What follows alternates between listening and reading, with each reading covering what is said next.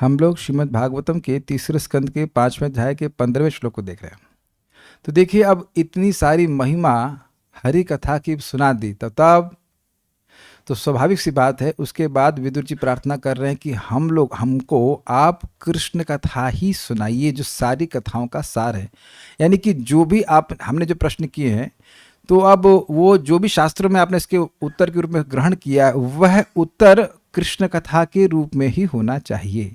जैसे एक मधुकर बोलते हैं ना, मधुकरी से शब्द से आया, मधुकर मतलब भंवरा, वो विभिन्न फूलों में जा करके वहाँ जो जो सार वस्तु है उसको ग्रहण करता है। ये उदाहरण समझ गए? और फिर उड़ा करके वो जो शहद बनता हो, जो कुछ भी बनता हो, तो जैसे एक भंवरा सार वस्तु को ही ग्रहण करता है, उसमें बहुत सारी असार वस्तु भी हो सकती है, लेकिन वो केवल सार वस्तु को ही ग्रहण करता है। उसी प्रकार से आप, हे मैत्रेय मुनि, हमें भगवत कथा ही सुनाइए, क्योंकि ऐसा महान लाभ प्रदान करने वाली, क्या लाभ प्रदान करने वाली याद है ना आपको? कथा के अलावा हर जगह से विरक्ति उत्पन्न कर देती है और भगवान श्री हरि के चरणों में निरंतर स्मृति का निर्माण कर देती है, और इससे व्यक्ति को अत्यंत आनंद मिलता है और उसके सारे दुख नष्ट हो जाते हैं। और इसीलिए भक्तों की संगत में आश्रय लेने का मतलब है श्रवण कीर्तन प्रोसेस का आश्रय लेना। आश्रय का क्या अर्थ है? वह स्थान जहां हमारे दुख की निवृत्ति हो और हमें सुख की प्राप्ति हो, उसको आश्रय कहते हैं। घर हम लोग दुख प्राप्ति के लिए नहीं बांधते हैं। घर आदमी इसीलिए बांधता है भाई कि धूप से बचाव हो जाए, गर्मी से बचाव हो जाए, मतलब फिजिकल एलिमेंट से बच जाए, शांति से रह सके। It's all like that. तो कहीं भी हम कोई आश्रय ढूंढ रहे हैं, उसका क्या प्रयोजन है? दुख की निवृत्ति और सुख की प्राप्ति। और प्रश्न शुरुआत में कर दिया, कहता कि लोग सुख की प्राप्ति का प्रयास करें, दुख मिल रहा है। तो आश्रय भी विदुर जी ने क्लियर ही कर दिया। आश्रय क्या है? भगवान के भक्तों के संग में आकर के भगवान की कथा को सुनना। तो कह रहे कि मैं आपके संग प्राप्त किया हूं, मुझे केवल कथा चाहिए, हमको कृष्ण कथा चाहिए, हमको मुक्ति नहीं चाहिए।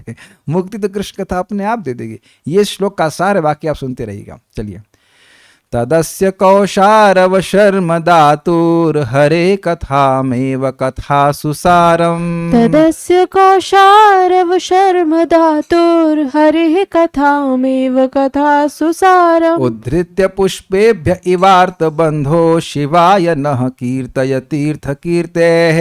उद्धृत्य पुष्पेभ्य इवार्त बंधो शिवाय नः कीर्तय तीर्थ कीर्तेः। शब्द देखिए कितने सुंदर है, कीर्तय तीर्थ कीर्तेः। सुनने में कितना अच्छा लगा, अभी तो अर्थ पूरा समझ में नहीं आ रहा है। तदस्य कौशारव शर्म दातुर हरे कथामेव कथा सुसारम। तदस्य कौशारव शर्म दातुर हरे कथामेव कथा सुसारम। उद्धृत्य पुष्पेभ्य इवार्त बंधो शिवाय नः कीर्तय तीर्थ कीर्तेः। उद्धृत्य पुष्पेभ्य इवार्त बंधो शिवाय नः कीर्तय तीर्थ कीर्तेः। तदस्य कौशारव शर्म दातुर हरे कथामेव कथा सुसारम। तदस्य कौशारव शर्म दातुर हरे कथामेव कथा सुसारम। उद्धृत्य पुष्पेभ्य इवार्त बंधो शिवाय नः कीर्तय तीर्थ कीर्तेः। उद्धृत्य पुष्पेभ्य इवार्त बंधो शिवाय नः कीर्तय तीर्थ कीर्तेः। तदस्य कौशारव शर्म दातुर हरे कथामेव कथा सुसारम। तदस्य कौशारव शर्म दातुर हरे कथामेव कथा सुसारम। उद्धृत्य पुष्पेभ्य इवार्त बंधो शिवाय नः कीर्तय तीर्थ कीर्तेः। उद्धृत्य पुष्पेभ्य इवार्त बंधो शिवाय नः कीर्तय तीर्थ कीर्तेः। तदस्य कौशारव शर्म दातुर हरे कथामेव कथा सुसारम। तदस्य कौशारव शर्म दातुर हरे कथामेव कथा सुसारम। उद्धृत्य पुष्पेभ्य इवार्त बंधो शिवाय नः कीर्तय तीर्थ कीर्तेः। उद्धृत्य पुष्पेभ्य इवार्त बंधो शिवाय नः कीर्तय तीर्थ कीर्तेः। वैसे यहाँ पे भी, हमारे जूम पे भी भक्त बड़े रसिक लग रहे हैं। उन्होंने हेडफोन लगा रखे, कृष्ण कथा के अलावा हमें और कुछ नहीं सुना। हमारे प्रदीप राणा प्रभु भी और भक्त हैं, हेडफोन ऐसे लगा ली बाहर और कुछ ना सुनाई दे। और क्या एक्टिव नॉइज कैंसिलेशन, और कुछ नहीं सुना, केवल कथा के समय उस कथा सुनाई पड़ना चाहिए। दिस इज रियली अप्रिशिएटेड, और कुछ सुनाई भी ना पड़े। चलिए शुरू करते हैं। अतएव, अतएव का मतलब क्या हुआ? इसलिए, किस लिए? क्योंकि भगवान की कथा इतना ज्यादा मंगल करने वाली है, इसलिए। हे दीन बंधु या हे आर्थ बंधु, मैत्री महर्षि, महर्षि मतलब महर्षि, मैत्री महर्षि मैत्रेय, जिस तरह भ्रमर पुष्पों से, एक मिनट, मैंने ये अनुवाद छोड़ दीजिएगा, ये अनुवाद छोड़ दीजिए, ये वाला अनुवाद है, हाँ, प्रपात का अनुवाद है। हे मैत्रेय, हे दुखियारों के मित्र, एकमात्र भगवान की महिमा सारे जगत के लोगों का कल्याण करने में वाली है। एकमात्र भगवान की महिमा सारे जगत के लोगों का कल्याण करने वाली है। ये वो दूसरा अनुवाद दूसरी जगह से है, वो हटा दीजिएगा, गलती से आया, वो अन्वय के अनुसार था, छोड़ दीजिए। हे मैत्रेय, हे दुखियारों के बंधु, आर्त बंधु, आर्त से बड़ा स्पष्ट सूचित हो रहा है कि लोग 3 प्रकार के तापों से दुखी हैं, आदि भौतिक, आदि दैविक और आध्यात्मिक। और उसके लिए एक बहुत अच्छा सोल्यूशन प्रयास कर रहे हैं कि पैसा ले आते हैं तो उससे चले जाएंगे, लेकिन जान नहीं रहा है जान नहीं रहा है, वो और बढ़ जा रहा है, वो और कष्ट दे रहा है। तो इसलिए कह रहे हैं हे आर्त बंधु। I mean we have nothing against money, money has some use, लेकिन पॉइंट इज दैट कि केवल धन से दुख नहीं जाता है। बात ये है, पदार्थ को और इकट्ठा कर रहे हैं, सोच रहे हैं कि पदार्थ के अभाव से हम लोग दुखी हैं, लेकिन पदार्थ को और इकट्ठा करने से सुख नहीं मिल जाता है। तो सभी लोग आदि भौतिक, आदि दैविक, आध्यात्मिक कष्टों से दुखी हैं, इसलिए आप आर्त के बंधु, बंधु मतलब सहज हितकारी, बंधु का मतलब रिश्तेदार एक्चुअली होता है। तो रिश्तेदार का मतलब हो गया कि आपका रिश्ता ही, आप लोगों पे कृपा करने वाले हैं, उनका दुख दूर करने वाले हैं। इसलिए भी 2 अर्थ, एक हरि कथा सबका कल्याण करने वाली है और आप दूसरों पे दया करने वाले हैं, इसलिए एकमात्र भगवान की महिमा सारे जगत के लोगों का कल्याण करने वाली है। अतएव जिस तरह मधुमक्खियां फूलों से मधु एकत्र करती हैं, उसी तरह कृपया समस्त कथाओं के सार कृष्ण कथा का वर्णन कीजिए। काफी इंटरेस्टिंग है, बहुत सारी कथाएं हैं, कथा मतलब बोलना, वर्णन है, और वो उसमें दम नहीं है, लेकिन कि जो सार वस्तु है उसमें दम है, और वो सार वस्तु है भगवान श्री कृष्ण की कथा। लोग बहुत सारी बातें कर रहे हैं, जिससे कि आप समझ सकते हैं फूलों में बहुत सारी चीजें होती हैं, वो पत्ता और क्या कहते हैं उसके जो पेटल्स, और बहुत पेटल्स होती हैं, पत्तियां होती हैं, लेकिन उसको सार नहीं कह सकते, उससे आप मधु नहीं बना सकते। तो मधुमक्खी ना पेटल्स पे ध्यान देती है, पेटल्स से बोलते ना उसको, क्या समझे, पेटल्स से बोलते हैं, इंग्लिश हिंदी में क्या कहेंगे उसको? ओके, ना पराग नहीं, पंखुड़ी, हाँ, तो पंखुड़ ना तो पंखुड़ी पे ध्यान देता है, ना वो देखता है कि वो लीफ का डिजाइन कैसा है, वो तो देखता भी नहीं कि अच्छा लीफ का कैसा, nothing, he is not interested. सीधा उसका फोकस होता है पराग कणों को ग्रहण करने का। ये समझते हैं? उसी प्रकार से कहीं कोई बात अगर है, जो भी आपने शास्त्रों में श्रवण किया है, उसमें सारी बात कथा नहीं है, महाभारत के बारे में बोल चुके हैं, तो जो उसमें भगवान की कथा वो एक्सट्रैक्ट करके हमें बताइए।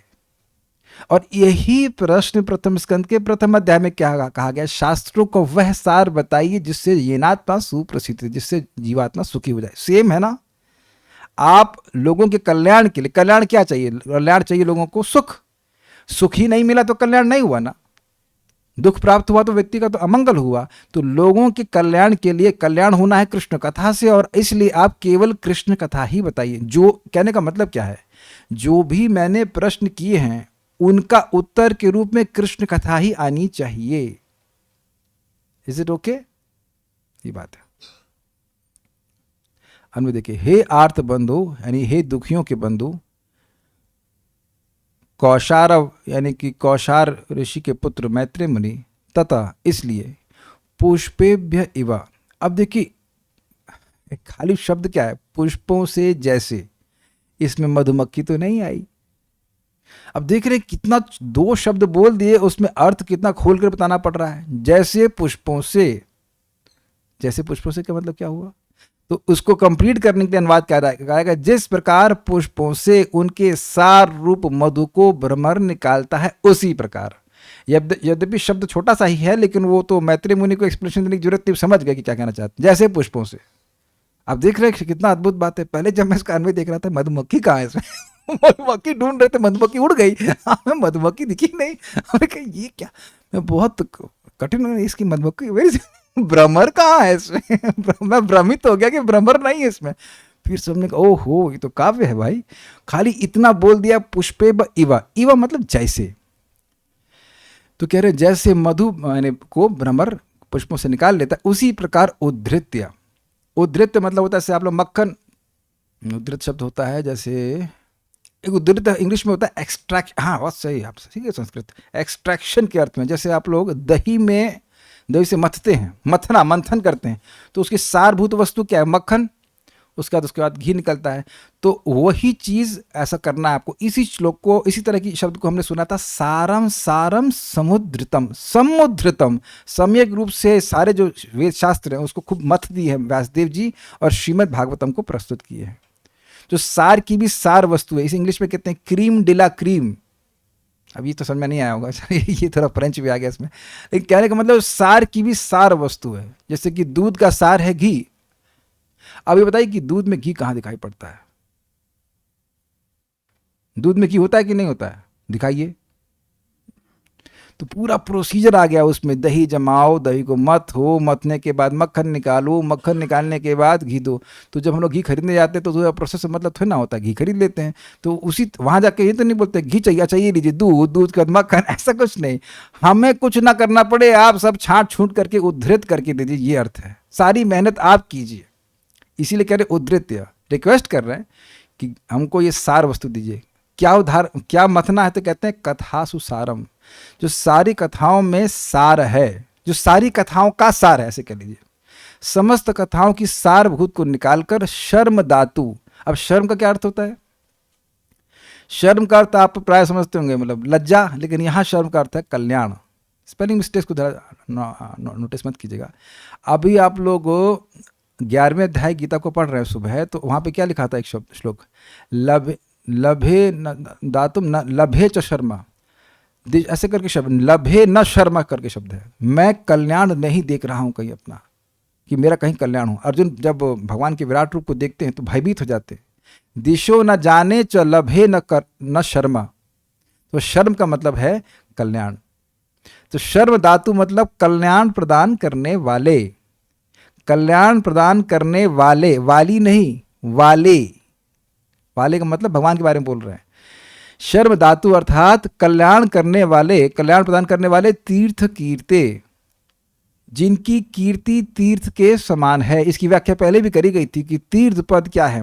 जितने भी 3.5 करोड़ तीर्थ हैं पूरे ब्रह्मांड में, वह गंगा जी में निवास करते हैं, और वह गंगा जी भगवान के चरणों में निवास करती हैं। तो भगवान क्या हो गए? तीर्थ पद। तो वह भगवान की कथा भी भगवान के जैसी ही है। जैसे तीर्थ जीवों की अविद्या को नाश करने वाला है, भगवान का प्रेम देने वाला होता है, ऐसे ही भगवान का यश भी वैसा ही है। वह जीवों की अविद्या को नाश करके उनके प्रेम को प्रकाशित करने वाला। इसलिए तीर्थ कीर्ति का अर्थ हुआ पवित्र कीर्ति वाले। पवित्र मतलब जो जीव को उसकी अविद्या से पवित्र कर दे। तो इसलिए कह रहे हैं शर्म धातु तीर्थ कीर्ते, कल्याण प्रदान करने वाले, पवित्र कीर्ति वाले हरे, भगवान हरि की। हरि क्यों कह रहे हैं? सर्व अमंगल हरे, प्रेम दिया हरे मन, यही तो है। दोनों गुण आ गए ना इसमें, पवित्र करने का गुण आ गया, सारे अमंगल को हरने का गुण, और उसके बाद कल्याण का मतलब क्या हुआ?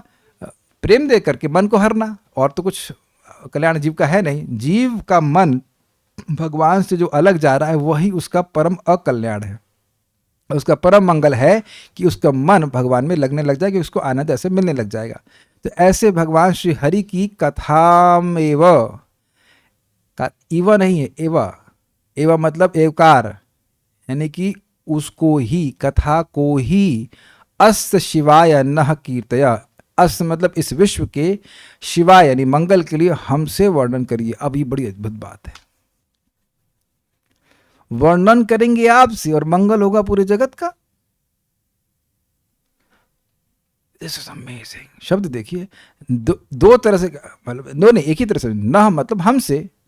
भाई वहां पे जब, क्या नाम है उनका, विदुर जी सुन रहे हैं मैत्री मुनि से, तो और तीसरा व्यक्ति कौन है? तो वहां नह का मतलब ग्रुप तो हो नहीं सकता है। नह का वही होगा जैसे अर्थ हम लोग सुनते हैं कि हम भी ऐसे जानते हैं, तो हम का मतलब कौन? मतलब मैं अपनी बात कर रहा हूँ या आपको कोई व्यक्ति अपनी बात करता है, तो हम को उपयोग वह एक वचन के लिए करता है, करते हैं कि नहीं? तो वहां तो कोई दूसरा था ही नहीं। शांति से बैठे थे अकेले मैत्री मुनि, और विदुर जी जाके पूछ रहे हैं, और उसका लाइव टेलीकास्ट भी नहीं हो रहा था। तब तो बहुत सुंदर बात यहाँ पे इसमें सुनी है प्रथम स्कंद से। जगत पवित्रम प्रगणित कर चित, श्लोक कैसे शुरू है? ना यद वचश्चित्र पदम हरेर यशो जगत पवित्रम प्रगणित कर चित तदवायसम तीर्थमुशंति मानसा न यत्र हंसा निरमंत शिक्षया। वह वाणी जो चित्रपद भी हो, बड़े सुंदर, बड़े विचित्र काव्य अलंकार से युक्त हो, लेकिन भगवान हरि के यश से रहित हो। कैसा यश? जो जगत पवित्रम प्रगणित कर हिचित, कैसे भी किसी तरह से अगर उसको स्वीकार किया जाए तो पूरे जगत को पवित्र करने वाला है। तो उस वाणी को कौवों का तीर्थ माना जाता है। कौन सी वाणी को? जो भगवान श्री हरि के यश से रहित हो। वो भी तीर्थ है, लेकिन कौवों का तीर्थ है। वो कौवों का तीर्थ है। कौवे कभी अच्छी जगह नहीं इकट्ठे होते, उनकी तीर्थ बुद्धि कि भाई ये स्थान बहुत अच्छा है, तो वहां पे वो कौवे इकट्ठे हुए हैं। तो आप समझ गए कि अगर कौवे उस किसी वस्तु को उपादेय बड़ी अच्छी मान रहे हैं, तो वो वस्तु अच्छी नहीं ही होगी, इसीलिए अच्छे मान रहे हैं। ये क्लियर है ना? अब मान लीजिए भाई बार बार में लोग इकट्ठे हुए हैं, बार के बाहर बहुत सारे कौवे इकट्ठे हुए हैं, तो वो कोई बहुत अच्छी वस्तु तो नहीं है ना। मैं यहाँ मुझे बात याद आ रही है, बाहर से आ गई है। तो एक बार जब IIT में सिलेक्शन हुआ था, तो एक लड़का बोला यार दारू पिला। हमने क्यों, मट्ठा कम है क्या? दूसरा व्यक्ति बोला हाँ यार मट्ठा तो सही बोल रहा है, मट्ठा पिला। तो शौक हो गया, कहते हैं बोला और कोई होता तो उसकी मति खुशी में कहाँ जाएगी? उसकी खुशी वोडका की बोतल में ही जाएगी और कहीं नहीं जाएगी। तो ऐसे लोगों का तीर्थ तो यही है ना। आप बताओ, जो शराबी लोग होते हैं, अगर आपने देखा, वो रात को वही उनका तीर्थ भ्रमण के लिए जाते हैं, वही जाएंगे। तो कह रहे भगवान का यश कैसा है? जगत पवित्रम। भाई ये तो शास्त्र स्वीकार करना चाहिए कि हम लोग यहाँ बैठकर भगवान के बारे में बात कर रहे हैं, जगत ना भी सुन रहा हो तब भी पवित्र होता है, और सुने तो फिर तो कहना ही क्या। It's amazing. कुछ भक्त लोग बैठ करके साथ में कीर्तन कर रहे हैं या जप कर रहे हैं, तो हमें लगे बस खाली वही लोग शुद्ध हो रहे हैं। रॉन्ग। ये प्रभुपाद जी अपने लेक्चर में कहते हैं, अगर आप ब्रॉडकास्ट नहीं भी करो तो भी एक बार हरे कृष्ण बोला है तो पूरे जगत में 7 बार घूम जाता है। This is so purifying. जगत पवित्रम, तो कह रहे हैं यद्यपि आप हमसे ही कहेंगे, लेकिन इससे कल्याण पूरे जगत का होगा। एक बात और ध्यान दीजिएगा कि इसका अनुभव थोड़ा और चेंज भी कर सकते हैं। अस्य को लगा दीजिए हरे के पहले, तो अस्य का मतलब इनके, अस्य का मतलब इसका होता है, तो इन हरि की कथा को ही कहिए शिवाय, मतलब जगत के मंगल के लिए, ये हमारे मंगल के लिए। ये ग्रहण कर पा रहे? टीकाओं में सुबोधिनी में अस्य को हरे के संग लगाया गया। अस्य मतलब इन हरि की कथा को ही हमारे कल्याण के लिए कहिए, या हरि की कथा को इस मतलब इस विश्व के कल्याण के लिए हमको कहिए। क्लियर है? The more people talk about Krishna, the more the world becomes purified. समझ रहे हैं बात? कि जितना जगत में लोग भगवान के बारे में बात करेंगे, उतना ही जगत ये पवित्र होता चला जाएगा। ठीक है, श्लोक देखिए। तत् मतलब तत्, इसलिए अस्य का अर्थ हो गया, अस्य को पहले ले लीजिए अर्थ इन हरि का, भगवान का। हे कौशारव अर्थात हे मैत्री मुनि, शर्म दातु, ये कौन है? जो कल्याण देने वाले। नाम बताओ? हरि। उनकी कथा में व, उनकी कथा को ही, जो कथा सुसारम, जो सारी कथाओं का सार है, उद्धृत या उनको उद्धृत करके, मथ करके या एक्सट्रैक्ट करके, पुष्पे इव, जैसे भ्रमर पुष्पों से सार उनके मधु को एक्सट्रैक्ट कर लेता है, ऐसा करके उनको सुनाइए। सुनाई शब्द आगे से आ रहा है। आर्त बंधु। कहें हम क्यों सुनाए, तो कह रहे हैं आप लोग जगत में दुखी हैं और कथा से उनका कल्याण होगा और आप लोगों के दुख को निवारण करने की प्रवृत्ति से युक्त है, इसलिए आप ऐसा बोलिए। शिवाय नः कीर्तय तीर्थ कीर्ते, जगत के कल्याण के लिए हमको कहिए। किसके बारे में, तो कहते हैं तीर्थ कीर्ति, उन भगवान के यश को कहिए, उन भगवान की कथा को कहिए जिनकी कीर्ति पवित्र है, पवित्र करने वाले, जीवों की अविद्या को दूर करने वाली। देखिए वस्तुतः जीवों का दुख 3 ताप नहीं है। आप कहेंगे ये क्या कह रहे हैं, जीवों को 3 ताप इसीलिए लग रहे हैं क्योंकि वो भगवान से विमुख हैं। कृष्ण बोलिया जीव अनादिर बहिर्मुख, अतएव माया दे तार संसार दुख। क्यों प्रमाण है, प्रमाण यह है कि सनातन गोस्वामी ने कहा कि के आमे केने अमाय जारत तापत्र, मैं कौन हूं और मुझे दुख क्यों सता रहे हैं। तो महाप्रभु कहते हैं देखिए आपको यह आप जानते हैं सब कुछ और न ही आपको 3 ताप सताते हैं, फिर भी आप दृढ़ लागी, दृढ़ता के लिए यह प्रश्न कर रहे हैं। जिसके मन में, आप पहले से भी सुन चुके हो, जिसके मन में केवल भगवान में बसे हुए हैं, उसकी भगवान की स्मृति है, उसको तो आनंद है। बाह्य रूप से लग रहा है कि वह भौतिक देह में है लेकिन उससे कोई दुख नहीं है। जिस व्यक्ति को अब ये इच्छा हो रहा है कि भाई why 16, why not 16,000 holy names, why 16 rounds, why not 16,000, उसके जीवन में दुख क्या है ये बता दीजिए। तो वो तो केवल अपने एक दृढ़ता के लिए पूछ रहे हैं। तो ऐसा व्यक्ति जो भगवान का प्रेम प्राप्त किया है उसके लिए आध्यात्मिक दुख, आदि भौतिक दुख, आदि भौतिक, आध्यात्मिक और आदि दैविक दुख नहीं है। देवता उनको परेशान कर ही नहीं सकते, देवता टच नहीं कर सकते हैं। दे आर नॉट अंडर दैवीं प्रकृति में आश्रितः, वह दैवी प्रकृति के आश्रय में है। They are not under demigods. Clear समझ में आ रहा है ना आपको। तो जो दुख है वो वस्तुतः क्या है, भगवत वैमुख्य, जो भगवान की सेवा न करने की प्रवृत्ति। ध्यान दीजिएगा, स्मरण रखिएगा कि भगवान की सेवा जैसे ही हम छोड़ते हैं हमारा दुख आता है, भगवान की सेवा में दुख नहीं होता है। कुछ इक्वेशन बैठा पा रहे हैं। और इसी को 1.1.2 में चले जाइए, क्या बोलते हैं, धर्मा प्रोजित कैटबोत्र परमो निर्मत्सराणाम सताम वेद्यम वास्तवमत्र वस्तु शिवदम शिवदम तापत्रयोन्मूलनम श्रीमद्भागवते महामुनिकृते किं वा परैरीश्वर सद्यो हृदयवरुद्धतेऽत्र कृतभिः शुश्रूषुभिः तत्क्षणात्। तो जो श्रीमद् भागवतम सुनता है उसको वास्तविक वस्तु समझ में आ जाती है। भगवान श्री कृष्ण समझ में आते हैं, भगवान की शक्ति जीव समझ में आती है, भगवान की शक्ति माया के बारे में समझावट हो जाती है। और उसका प्रभाव क्या है, शिवदम। यहाँ शब्द था ना अपने शिवाय, तो कौन से शिव जी की बात कर रहे हैं, शिव मतलब कल्याण, शिव जी भी कल्याण करने वाले हैं। तो शिवदम का मतलब भगवान का प्रेम से भरा हुआ पार्षद बनकर भगवान के धाम चला जाएगा। ये है मुख्य लाभ शिवाया। और साइड बेनिफिट क्या है, तापत्रय उन्मूलनम। मूल मतलब रूट और उन्मूल मतलब रूट से ही उखाड़ देना।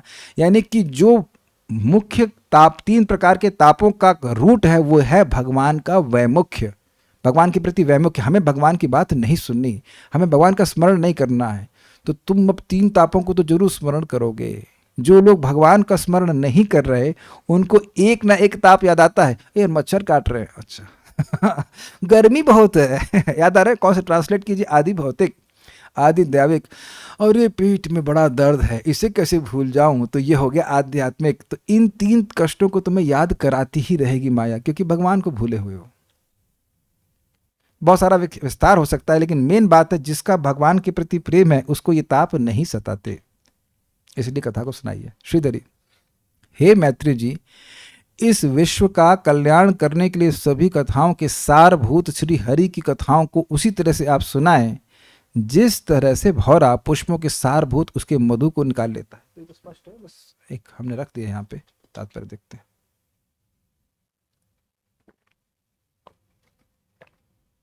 विभिन्न भौतिक गुणों वाले भिन्न भिन्न व्यक्तियों के लिए अनेक प्रकार की कथाएं होती हैं, किंतु सबसे आवश्यक कथाएं वे हैं जो भगवान से संबंधित होती हैं। अब यह क्या बात हो रही है, आप लोग अगर जानते हो तो पुराण 3 प्रकार के लोगों के लिए है, तमोगुण, रजोगुणी, सतोगुणी। तो तमोगुणी लोगों को ये बातें पसंद आएंगी कि हलाल करो, मतलब मारो काटो और खाओ पियो मुर्गा, तो वह सब बातें उसमें लिखी हैं ताकि धीरे धीरे उनका कुछ नियम पालन करके उद्धार हो। बस सत्वगुणी लोगों को पसंद नहीं आएंगी। रजोगुणी लोगों को कौन सी बातें पसंद आएंगी? पैसा कैसे आएगा, स्वर्ग की प्राप्ति कैसी होगी, और कैसे भोग मिलेंगे, तो वैसी बातें उनको अच्छी लगेंगी। जैसे कि शेयर बाजार में आप भागवतम की चर्चा उम्मीद भी नहीं कर सकते हैं।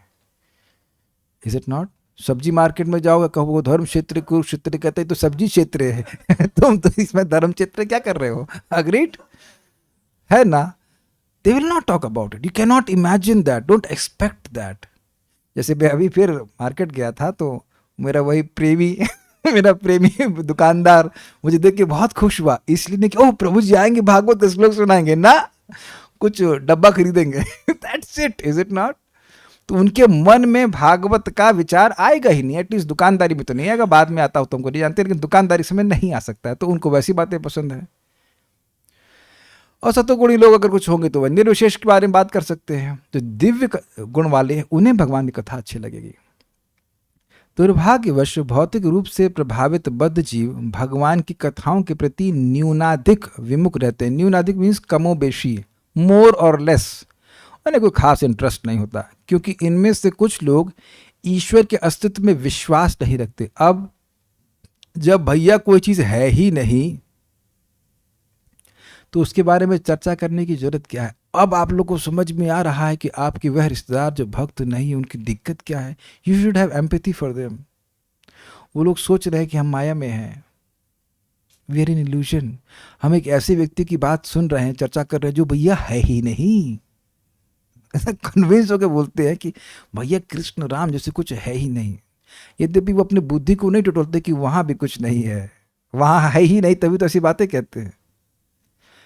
आप बताइए कि आपका लड़का, आपका भाई ऐसे चीज़ों की चर्चा में लगा रहे जो है ही नहीं, तो आपको दुख नहीं होगा? तो आप उन पर ब्लेम क्यों कर रहे हैं? बेचारे वो दुखी हैं। तो वो अलग बात है कि वह सोच रहे हैं कि हम लोग इल्यूजन में हैं और हम लोग जानते हैं कि वो इल्यूजन में है। तो इसलिए उन लोगों के लिए ऐसी बात का कोई प्रयोजन ही नहीं है। है ही नहीं भगवान, तो क्या बात कर रहे हो यार, फर्जी बात कर रहे हो। ये तो लोगों ने धंधा शुरू कर दिया है, बाबा लोगों ने अपना पेट पालने के लिए ऐसे बातें कहते हैं। कुछ नहीं, भगवान कुछ नहीं। कहाँ है, कहाँ दिख रहा है? तो दिख तो तुम्हें अपनी आईलिड भी नहीं रही है। आपने देखी क्या तुमने आईलिड्स? ये प्रपात कहते you can't see your eyelids, it doesn't exist. अच्छा, नाक का अग्रभाग देखा आपने अपना? किसी को बोलो कि तुमने अपने नाक की अग्रभाग को देखा है? ट्राई इट, नहीं देख पाओगे। शीशे को मत देखना, शीशे तो पता नहीं कुछ भी दिखा सकता है, कोई तुमको कुछ भी दिखा देगा तो मान जाओगे, यही बोलते हैं ना वो लोग। तो खुद देखो, खुद अनुभव करो, तो कहो बेटा अनुभव से बताओ कि तुम्हारे नाक का अग्रभाग है कि नहीं। He won't be able to answer. अपनी पीठ तो देख ही लेते होंगे हम लोग। तो आप देख रहे हैं बहुत सारी चीजें तुम अपने ही शरीर की नहीं देख पा रहे हैं, और लीवर तो सब देख के ही आएंगे आज। तो लीवर देखे नहीं, किडनी देखे नहीं, सब मान ले रहे हो ना। पूरा जीवन लीवर देखेंगे कभी आप लोग अपना? हम लोग नहीं देखेंगे ना। तो पूरा जीवन मानते रहते हैं कि लीवर, और लीवर की कितनी कथा चलती है। लीवर पे कई ट्यूटोरियल होंगे, है कि नहीं? लीवर को कैसे बूस्ट करें, लीवर ये वो बहुत सारे महात्मा घूम रहे हैं। तो वहां तो अपने ही बोलते भाई जिसको तुम देखे ही नहीं हो उसकी चर्चा क्यों सुन रहे हो? तो उन लोगों को ऐसा है। बेसिकली पता क्या है, जब व्यक्ति को कुछ नहीं करना होता है तो 1000 बहाने मारता है। वैसे मान लीजिए किसी को कि योगा करना है, तो योगा नहीं करना, अरे हम भी घर का काम करना है, ये काम करना है, वो काम करना है, ऐसे बहाने 1000 बहाने कहेंगे। एक वक्त बोले मेरे घर पे आए, कहते प्रभु जी मैं योगा कर लूँ। हमने कहा क्यों, आप घर पे नहीं कर सकते थे अपने? नहीं, आपको देख के प्रेरणा मिलती है। हमने कहा ये एक और बहाना, ये नहीं कर रहा है, नहीं करना है तो 1000 तरह के बहाने। मैंने कहा मैं किसको देख के फिर प्रेरणा लूँ, रामदेव को या व्हाटएवर। आप मेरी बात समझ रहे? जब हर किसी भी, मैं केवल आक्षेप नहीं कर रहा, हमको भी जब कोई कार्य नहीं करना होता है तो फिर अब नहीं ही करना होता है। हमको डॉक्टर बोले बिल्कुल ऑयल बंद कर दो। हमने कहा ऐसे कैसे भाई, विटामिन डी कैसे अब्जॉर्ब होगा? बेसिकली हमको ऑयल खाना है तो उसको 1000 तरह के जस्टिफिकेशन देंगे। तो मेन बात यह है कि कथा अच्छी नहीं लगती है लोगों को। जो सामान्य लोगों ने कथा अच्छी नहीं लगेगी तो 1000 बहाने करेंगे और वह नहीं आएंगे, तो क्योंकि उनको ईश्वर के अस्तित्व में विश्वास ही नहीं होता है। और कुछ ईश्वर के केवल निर्विशेष रूप में ही विश्वास करते हैं। वो एक ही बात है, निराकार हो तब भी कोई लीला नहीं करेगा, और है ही नहीं तो लीला करने का प्रश्न ही नहीं, तो उधर बात वो करेंगे ही नहीं। दोनों ही दशाओं में उनके लिए ईश्वर के विषय में कुछ भी नहीं कहना होता है। बस क्या कहना होता है, ईश्वर निराकार है, फिनिश। अग्रीड? यस। विश्वास ना करने वाले तथा निर्विशेषवादी दोनों ही समस्त कथाओं के सार से इनकार करते हैं। ऐसा नहीं है कि वह भगवान की बात नहीं कर रहे हैं तो कुछ बोल नहीं रहे हैं। बहुत हाको डाको होता है, स्वाहा हा हा होता है, बहुत सारी बात करेंगे, लेकिन भगवान की बात नहीं करेंगे। ये आप नोटिस करना। कभी भी आप किसी से प्रेम में संबंध स्थापित कर रहे हैं तो ये चेक कर लीजिए कि वो कृष्ण के बारे में बात करना चाहता है कि नहीं। अगर वो बात ही नहीं करना चाहता तो don't open your heart to him, is no point. अतः वे या तो इंद्रिय तृप्ति विषयक कथाओं में या मानसिक चिंतन में अपने को लगाते हैं। क्या मतलब है? देखिए, जो पहले वाले लोग हैं वो कहते हैं कि भाई भगवान है ही नहीं, बस खाओ पियो मौज करो, eat merry and be happy, although they cannot be happy but they think that they will be happy by eating and whatever merry making। तो ये पहले वाले हो गए। और जो दूसरे लोग कह रहे हैं कि ब्रह्म क्या है और ब्रह्म क्या नहीं है, इस चिंतन में लगे रहते हैं। माया क्या है, ब्रह्म क्या, इस चिंतन में लगे रहते हैं। लेकिन भगवान साक्षात आते तो उस बार उसको वह नहीं ग्रहण कर पाते कि भगवान की कथा तो साक्षात ब्रह्म है, वह नहीं ग्रहण कर पाते। ठीक है, नेक्स्ट। विदुर जैसे शुद्ध भक्तों के लिए सांसारी लोगों तथा मानसिक चिंतकों यानी कि निर्विशेषवादी दोनों ही की कथाएं सभी तरह से व्यर्थ हैं। क्लियर? मंडेन का कोई बातों का मतलब नहीं है, और निर्विशेषवाद, निर्विशेष ब्रह्म का चिंतन करने का भी कोई मतलब नहीं। जब भगवान है, भगवान का स्वरूप है, भगवान के स्वरूप के प्रति हम आश्वस्त है, तो निर्विशेषवाद के बारे में बात करने से क्या फायदा। महाराज बड़ा सुंदर कहते हैं, परम पूज्य राधा गोविंद महाराज कह रहे थे कि ऐसे ब्रह्म की उपासना करने से क्या फायदा, जिसका भक्त अगर रोए तो वो रुमाल लेकर के आंसू भी न पोंछे। आज तक कभी बचाया है किसी को ब्रह्म ने? भगवान तो देखिए माता द्रौपदी के लिए कितना ही असीमित साड़ी दे दी है। भीम फटी हुई आवाज में बोल रहे थे ना जिसको समझ रहे, वो लंबी कथा है, वहां भी कृष्ण आ गए थे। वो लंबी कथा है, बता रहे हैं, अलग कथा है, लेकिन बोल रहे हैं जब जब भक्तों ने पुकारा, गजेंद्र कहाँ नहीं, भगवान जब भी भक्त लोग कष्ट में हैं भगवान आकर के बचाते हैं। तो ब्रह्म तो आज तक किसी को नहीं बचाने आया। Is it not? It's very astonishing. ऐसे व्यक्ति का जिसको कोई रूप ही नहीं है, मतलब व्यक्ति तो है ही नहीं वो, जिसको कोई रूप नहीं, जिसको आप लख नहीं सकते, उसे प्रेम कैसे करेंगे? इसलिए ये सब बातें व्यर्थ हैं। अतः विदुर ने मैत्रेय से केवल सार अर्थात कृष्ण कथा के विषय में बातें करने की प्रार्थना की, अन्य किसी विषय पर नहीं। सुबोधनी व्याख्या। पहले जो 4 प्रश्न किए थे, जैसे भाई सुख के लिए लोग कर्म करते हैं लेकिन दुख मिलता है, ऐसे करके प्रश्न किए गए थे, वे अज्ञान और असत ज्ञान को मिटाने के लिए किए गए थे। वे लोग अज्ञान में हैं, इंद्रिय तृप्ति के द्वारा सोच रहे हैं कि उनको सुख मिल जाएगा, तो उसको हटाने के लिए प्रश्न किए गए थे। यह प्रश्न तो जाना हुआ ही है, मतलब इसका उत्तर वो समझते ही हैं। नित्य भोजन की तरह इसकी आवश्यक अपेक्षा है। जैसे रोज भोजन करते हैं, ऐसे समझना ही चाहिए कि भाई भोग आदि से हमको सुख नहीं मिलेगा। इस कारण से अस्य अर्थात जिस प्रभु के सामने दर्शन हो रहे हैं, अब ये बड़ा जबरदस्त है। अस्य का मतलब इन हरि का। भाई वह तो आप बताओगे, ठीक है, जो लोग दुख प्राप्ति मतलब सुख प्राप्ति के लिए प्रयास कर रहे हैं, दुख मिल रहा है, उसका उत्तर आप देंगे, वो तो जाना ही हुआ। इसलिए केवल वहीं तक सीमित मत रहिए, हमें कृष्ण कथा का विशेष रूप से सेवन कराइए। किसकी कथा का? कह रहे अस्य, ये जैसे मैं भी हाथ ऐसे इंगित करूं, ये इन्हीं के बारे में बोल रहा हूं। तो अब आप ये कई बार हो चुका है और श्लोकों में, और अब फिर हो रहा है। विदुर जी महाभागवत है, वो जब भगवान के बारे में प्रश्न कर रहे हैं तो भगवान उनके सम्मुख उपस्थित हो जाते। इनकी बात कीजिए, अस्य ऐसे। यस्य जिसकी, तो दूर की बात हो जाएगी ना, तस्य उसकी, वो भी दूर चला गया, अस्य मतलब इसकी, ऐसे बात कर रहे हैं। ऐसा कई बार होगा। अगर आपको याद हो, 3 स्कंद के प्रथम अध्याय में अयम शब्द कह रहे हैं सुखदेव गोस्वामी। अयम यहाँ पे था कि ये श्री कृष्ण जो उनके सामने आविर्भूत हुए हैं। देखिए वहां हम पहले भी बोल चुके हैं, कृष्ण कथा मीन्स कृष्णा। जो भगवान के शुद्ध भक्त हैं उनके लिए कृष्ण कथा, कृष्ण का नाम और कृष्ण में कोई भेद नहीं होता। तो जैसे भगवान के बारे में पूछ रहे हैं तो भगवान के सामने प्रकट है, इसमें कोई संदेह नहीं करना चाहिए। नारद जी पहले ही बोल चुके हैं प्रथम स्कंद में कि आहूत इव, जैसे ही वो भगवान की कथा बोलने के लिए उत्सुक होते हैं, बोलने के लिए प्रयास कर रहे होते हैं, बोलना भी नहीं, बोलना शुरू नहीं किया, बोलेंगे तुरंत भगवान के हृदय में प्रकट हो जाते हैं। जैसे आहूत इवा, मतलब जैसे बुलाए, अर्थात बुलाते नहीं भगवान को, लेकिन भगवान पहले उनके हृदय में आ जाते हैं, फिर वह कथा बोलना शुरू करते हैं। This is how it is there. इसीलिए तो ब्रह्मा जी से जब नारद जी ने प्रश्न किए थे, तो ब्रह्मा जी उनको थैंक यू बोल रहे हैं कि आपने मुझ पर कृपा करके भगवान के बारे में प्रश्न किया है।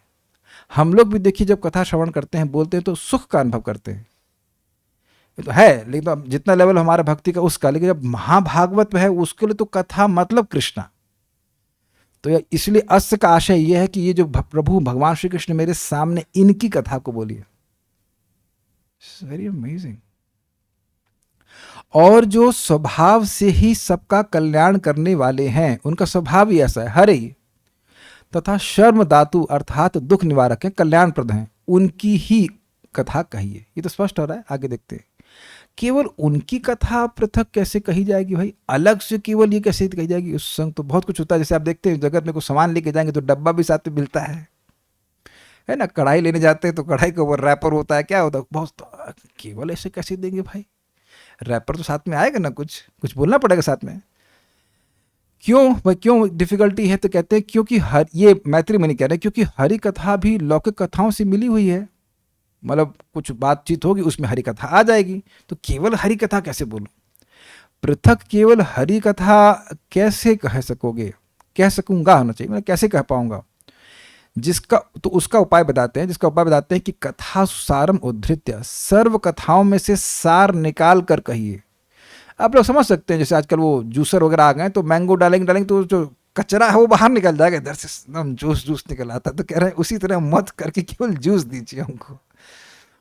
जैसे एग्जाम्पल दे, जैसे सृष्टि बहुत प्रकार से बनी, उनमें से जिस सृष्टि का स्वयं भगवान ने अपने लिए अपने में से रची है वह सृष्टि प्रकार कही। अर्थात हमने सृष्टि के बारे में पूछा तो जो भगवान सृष्टि की वो बताइए, यहाँ आजकल जो बिल्डिंग बन रही है उसके बारे में मत बताइए।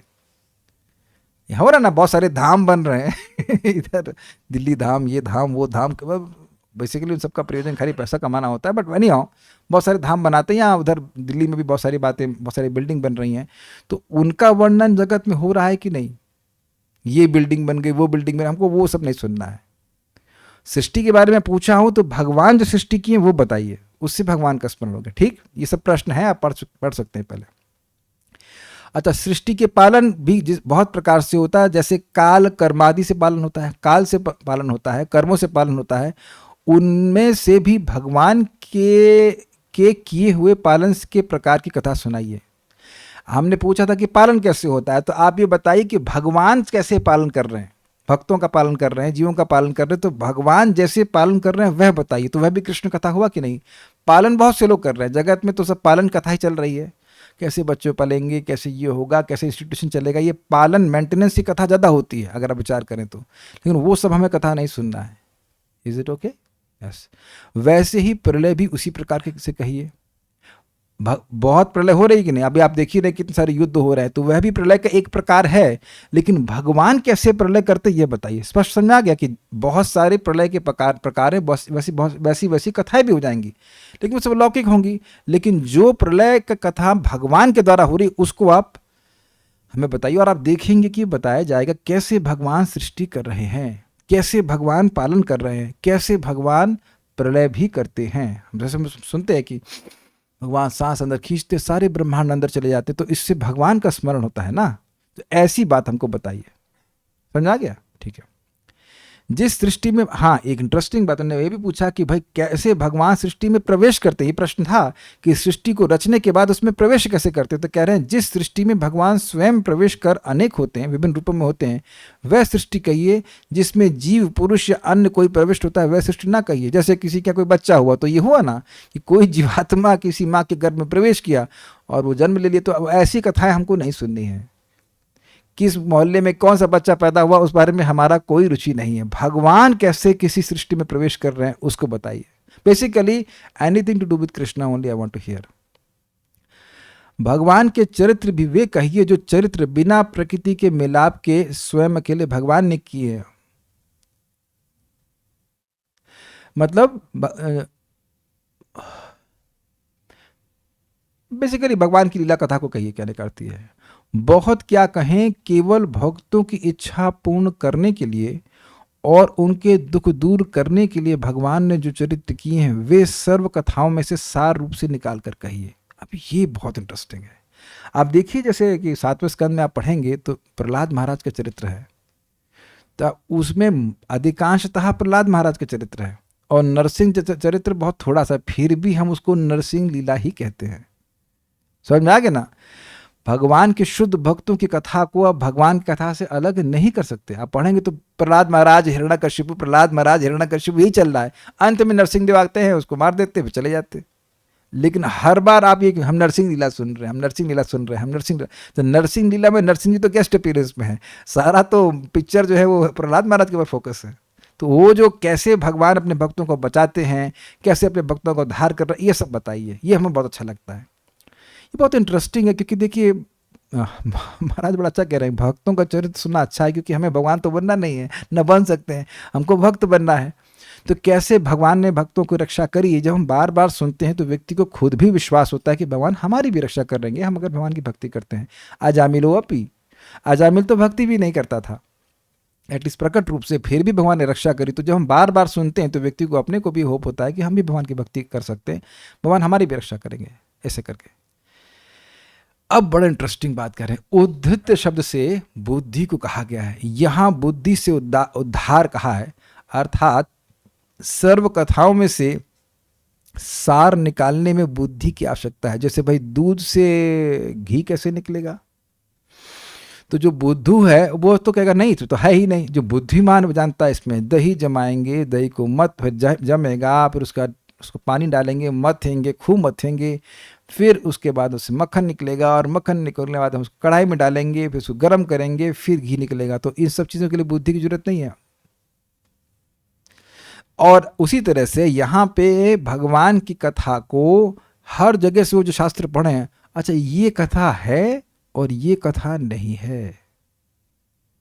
बुद्धि का एक फंक्शन है डिस्क्रिमिनेशन, विवेक, शीर नीर विवेक, क्या जल है और क्या दूध है। अच्छा ये कथा इसको रख लेते हैं, ये नहीं इसको। अब देखिए कि मुझे भी यहाँ लगातार बुद्धि के द्वारा ये निर्णय करना पड़ता है कि ये जो बोल रहा हूँ ये इस श्लोक से संबंधित है कि नहीं है। Do you agree with this, या मैं ऐसे ही बोलता चला जाऊंगा। एक शब्द पकड़ा, अच्छा बुद्धि, बुद्धि जो है ये तीन समझ रहे ना, एक क्लास की स्टाइल होती है कि एक शब्द पकड़ में आया, उससे कुछ बोला, फिर उसके बाद एक शब्द में आया तो वहां से पकड़ा, और पूरी पिक्चर आपकी कृष्ण कॉन्शियसनेस की होगी एक्सेप्ट श्लोक का। श्लोक में कुछ नहीं बोल पाए लेकिन पूरी पिक्चर क्लियर हो गई कृष्ण भावना की। कृष्ण क्या है, कृष्ण। मैं ऐसा नहीं करना चाहता हूँ, लेकिन ये तरीका नहीं है। मैं अपनी बात बता रहा हूँ, मुझे लगातार फोकस करते रहना पड़ता है कि it has to be spoken as, जो लिखा गया उसको ही समझाया जा रहा है। तो इस संबंध में मैं कैसे समझाऊं, लगातार बुद्धि प्रेशर में रहती, प्रेशर मतलब गुड प्रेशर, बट प्रेशर में रहती है कि भाई हम भगवान के अलावा और कोई बात ना करें, क्योंकि मेरा भी तो समय खराब होगा ही, मैं निमित्त बन जाऊंगा बहुत से लोगों का समय खराब करने में। एंड डिवोटी जैसे बहुत भूखा व्यक्ति हो तो भोजन सुस्वादु ग्रहण करना चाहता है, तो अब वो हम कस्टमर हमारे ऐसे हैं कि कृष्ण कथा ही सुनना चाहते हैं, सब शौनक ऋषि के अनुगत्य में है, कुछ और बोल दूंगा तो कहेंगे ये क्या बोलने लगे। इसीलिए कभी कभी कोई लौकिक एग्जाम्पल देता हूं तो मुझे समझाना पड़ता है कि मैंने ये क्यों एग्जाम्पल दिया। Is it make sense to the devotees. तो अब विदुर जी तो मतलब परमहंस जरा सा भी he can not tolerate anything लौकिक। तो ये अच्छा लगेगा, ये बोलूँगा ये अच्छा लगेगा क्या, ये बोलूँगा कि अच्छा लगेगा, यानी कि वो जो कुछ भी सुने हैं उसमें से वही बात वो बोल सकते हैं कि जो केवल कृष्ण कथा हो। इसीलिए बुद्धि का उपयोग करना पड़ेगा। समझ आ गया, बड़ी मेहनत का कार्य है, ठीक है। तो इसलिए कह रहे उद्धार करने में जो कथा को सार लेकर के आएंगे उसमें बुद्धि का उपयोग करना पड़ेगा। उससे बुद्धि इंगित हो रही कि बुद्धि लगा कर कहना पड़ेगा। अच्छा, उस बुद्धि से काम लेकर सार निकालिए, जैसे पुष्प के भीतर ही मकरंद यानी रस रहता है, कथा ठीक है ना, किंतु उसका पान भ्रमर ही कर सकता है। ऐसा नहीं कि हम लोग चले जाए, चलो हम लोग भी चलते हैं। कभी आप ट्राई करके देखना कि आपके सामने परागकण है, कुछ नहीं निकालेंगे, पिस जाएंगे, परागकण नहीं मिलेगा। कितना अमेजिंग है ना। तो भ्रमर इवा वाले एग्जाम्पल दे रहे कि भ्रमर ही उस सार को ग्रहण कर सकता है। आपके पास ये क्षमता है कि आप कथा को एक्सट्रैक्ट कर सकते हैं, हरी कथा को। भ्रमर तो वह मकरंद पुष्पों से निकाल कर धर देता है, यदि वह भी पान कर जावे तो परोपकार ना हो, लोगों को शहद ही न मिले। अतः जैसे मधुमक्षिका वही भ्रमर स्वयं पान न कर अन्यों का भला करती है, वैसे ही आप सार निकाल कर परोपकार यानी मेरा कल्याण, मेरे साथ लोक का कल्याण भी होगा, कीजिए। समझ में आया? जो भ्रमर है ऐसा नहीं कि उसे निकाला और खुद ही पी गया वह रखता है, उसके बाद जाकर के वो शहद बनता है, फिर शहद हम लोग ग्रहण करते हैं, है ना। ये एक अंश में दिया जा रहा है एक्सप्लेनेशन, क्योंकि मैत्री मुनि को खुद भी आस्वादन करते हैं। ऐसा नहीं कि हम जो कथा बोलने वाला उसको कथा का आस्वादन हो ही नहीं रहा है, लेकिन बात कह रहे हैं कि केवल वो ग्रहण करके खुद ही नहीं पी जाता है, इस अर्थ में कह रहे हैं कि वह तो दूसरों को के लिए भी देता है। तो ये बड़ी इंटरेस्टिंग बात कह रहे हैं कि भाई देखिए, आप सारग्राही वैष्णव हैं, आप परम हंस हैं, तो आपने निश्चित रूप से कथा का आस्वादन किया। हम लोग पहले ही सुन चुके, महाभागवत के रूप में उद्धव जी ने उनको कहा था कि महाभागवत हैं। तो आपने हरि कथा का उद्धरण कर लिया है, आपने सार के रूप में से ग्रहण कर लिया है। अब आप लोगों के कल्याण के लिए बोलिए। जैसे एक भ्रमर केवल पराग कण को अपने तक सीमित नहीं रखता है, दूसरों के लिए भी वो रख देता है, इसलिए वो तो सार रूप ग्रहण करता है और साथ साथ में दूसरों को लिए भी उसको मिलता है, तभी तो शहद मिलता है, नहीं तो केवल चीनी का घोल मिलेगा जैसा कि आजकल चलता है। ठीक है ना? यस। यूं करने में तो क्लेश होता है, कहेंगे भाई ये सब करने में तो बड़ा झमेला होगा, बहुत मेहनत करनी पड़ेगी, क्योंकि पहले पान करो फिर उसको पहले पान कर फिर उसको निकालना, यह क्रिया कष्टवती है। भाई सबसे बड़ा कष्ट होगा। पहले छांटो सारी कथा, उस कथा में से कौन सी हरी कथा है उसको निकालो, फिर उसके बाद आप लोग को बताओ, ये सब बहुत झमेला है। इसके उत्तर में कहते हैं कि आर्त बंधु, आप दुखियों के बंधु हो, अर्थात दुखियों के दुखों को सहन न कर उन दुखों को मिटा देते हो, अतः लोकोपकारार्थ कष्ट को सहन कीजिए। यद्यपि ये कष्ट है कि कथा को छान छान करके लाया जाए, लेकिन फिर भी आप लोगों के दुख को निवृत्त करने वाले हैं, इसलिए आप ऐसा करेंगे। वैसे देखिए, एक इंटरेस्टिंग बात है कि इस बात में आप समझ लीजिए कि जब माता जी लोग खाना बनाते हैं अपने बच्चों के लिए जो भूखे होते हैं, तो क्या कष्ट का अनुभव करते हैं? उसमें पसीना होता है, किचन में कौन सा सब, किचन में तो एसी भी नहीं लगा सकते आई डोंट थिंक सो, अभी तक तो ऐसी टेक्नोलॉजी नहीं आई है। वेंटिलेटर रहता है, सब कुछ रहता है, तो गर्मी रहती है बहुत। फिर भी माँ अपने बच्चों से प्रेम करती है, उनकी बंधु होती है, बच्चे आर्त हैं, दुखी हैं, भूखे हैं, तो बनाती है, बड़े हर्ष के संग बनाती है, नए नए पकवान बनाती है, आज ये बनाऊंगी, आज वो बनाऊंगी, इत्यादि इत्यादि। तो यद्यपि कथा बोलने में कष्ट है, परिश्रम है, लेकिन क्योंकि आप आर्त बंधु हैं और उसे आप ग्रहण कर लेना चाहिए कि पर दुख दुखी हैं, आप दूसरों के दुख को नहीं देख सकते। आपने देखा कि लोग हेल्पलेस हैं, वह दुख दूर करने का प्रयास कर रहे हैं लेकिन हो नहीं रहा, इसलिए इस कष्ट को स्वीकार करेंगे। परम पूज्य राधा गोविंद महाराज से नटवर प्रभु मुझे बता रहे थे कि वो बोले कि महाराज जी आप ये इतना क्यों पढ़ते हैं IAS के स्टूडेंट्स की तरह 12-12 14-14 घंटे क्यों पढ़ रहे हैं, क्या प्रयोजन है? तो महाराज बोले कि हमारा बहुत आग्रह होता है कि भक्तों को नई नई बात, मतलब और अच्छी अच्छी बात कृष्ण कथा के संबंध में बताएं। तो यद्यपि देखिए वो परिश्रम है, लेकिन परिश्रम वो आनंद का परिश्रम, इसको आगे की लाइन में क्लियर करते हैं। वास्तव में तो जैसा पान करने के समय इंद्रियों का संबंध होता है, वैसा ही निकालने के समय भी इंद्रियों का संबंध होता है, और कथा विकार वाली भी नहीं है। इसको समझिए, बड़ी मजेदार बात है। कह रहे हैं कि देखिए, जब कोई व्यक्ति कथा को एक्सट्रैक्ट कर रहा है, हरि कथा को, तो क्या उसकी इंद्रियां हरि कथा के संपर्क में आएंगी कि नहीं? वो आंखों से देखेगा, कानों से सुन सकता है, एटलीस्ट सुना होगा, या जो भी देखा है पढ़ेगा, उस पर विचार करेगा। तो अब आप यह बताएं कि अमृत को देखो, अमृत को छुओ, अमृत को पर विचार करो, तो क्या स्वयं अमृत के सुस्वादुता का अनुभव नहीं होगा? इस जगत में तो ऐसा होता नहीं कि हम रसगुल्ला खा कर दूसरे को देंगे, लेकिन कथा बोलने के पहले तो पढ़ के आना पड़ेगा। एक स्टूडेंट यहाँ क्लास में बहुत अच्छा जो पढ़ के आता है, कौन है? मी ये नोट्स को हम पहले पढ़ करके आते हैं ना, बाकी को कोई पढ़े ना पढ़े। तो ये बताइए, क्या मेरी आंखें इनको नहीं पढ़ती हैं, नहीं संपर्क में आता है? हम तो रात में उछलना शुरू कर देते हैं, अरे अरे जल्दी, हम इतना बढ़िया। आप चाहिए बताओ ये टीका अच्छी लग रही है कि नहीं? अब आप लोग सुन रहे हैं तो आपके कानों से संपर्क हो रहा है और मेरे वाणी से संपर्क नहीं हो रहा है, मुझे बोलने में नहीं अच्छा लग रहा है, मैं दुखी लग रहा हूँ आपको, एटलीस्ट कथा में तो नहीं। और जब मैं उसको पढ़ रहा हूँ तो वाह वाह, एक्चुअली हर दिन आप देखिए एक नया डायमेंशन खुलता है हर श्लोक का, हर दिन एक नया डायमेंशन खुलता है, मेरे लिए भी खुल रहा है। मैं कौन सा सब कुछ, मैं ब्रह्मा थोड़ी ना हूँ सब कुछ पढ़ लिया हूँ। It's amazing. सो अब आप प्रैक्टिकल देखिए, मेरे को मेहनत लगती है। कुछ लोग कहते हैं प्रभु जी आप बड़ी मेहनत करते हो। मैंने कहा हाँ, लेकिन ये मेहनत दुखमय नहीं है। Now I am eager for next shloka. It's not, भाई मान लो किसी को फीस्ट खाने को मिले तो वहां भी दांत चबाने पड़ते हैं। कभी गिना है कितनी बार दांत चबाते हो आप? तो वहां संपर्क होता है ना आपका रसमलाई से या जो कुछ भी से खाने से, तो वहां तो आप नहीं गिनते हैं कि मेहनत है। मेहनत होती है कि नहीं होती है? होती है। लेकिन जब सुख मिल रहा है तो मेहनत नहीं कही जाती है। When your play becomes your work, you never work. समझते हैं ना इसका मतलब? तो कह रहे हैं कि जो इसको एक्सट्रैक्ट कर रहा है वह भी तो कृष्ण कथा का संपर्क प्राप्त कर रहा है। उसको तो पहले प्राप्त हो रहा है। पहले मेरी जीभ से कृष्ण कथा टच करती है, फिर आपके कान में करती है। It although it appears to be simultaneous but not exactly simultaneous. Agreed? मानते हैं इस बात को? नहीं। तो अब आप समझने का प्रयास कीजिए कि आप, यद्यपि एक प्रश्न हो सकता है मैत्री की मुनि के द्वारा कि इसमें तो बड़ी मेहनत लगेगी, लेकिन इस मेहनत में तो आपको भी सुख मिलेगा, तो इस मेहनत को करना चाहिए। ऐसे भी आप दूसरों के दुख को निवृत्त करने वाले हैं, और इसमें आपको भी इंद्रियों का संपर्क होगा, और जो बाकी लोगों को संपर्क होगा वह तो मिलेगा ही। दूसरों की इंद्रियों का संपर्क मिलेगा, सुख होगा, तो आपको कैसे दुख होगा? आपको भी तो सुख ही मिलेगा ना। What you give is what you receive. आपका भी दुख कोई होने वाला नहीं। अच्छा, दूसरी बात क्या है, कथा विकार वाली भी नहीं है। मतलब ऐसे आप देखिए, इस जगत में मुझे अनुभव है, मैं भक्ति की पहले की बात कर रहा हूँ। मैं और मेरी दीदी भोजन करने के बाद एक राउंड ट्रिप करके आते थे, पैदल पैदल जाते हैं। लौट बाय द मतलब जाते समय मुस्कुरा रहे थे, लौट के आते तो झगड़ा होने लगता था कि कुछ ना कोई बात पे आप सहमति होगी नहीं। ऐसा आप लोग संग भी हुआ होगा ना, कुछ बात करना चालू किए, उतने में झगड़ा हो गया, तो कुछ ना कुछ विकार आ गया।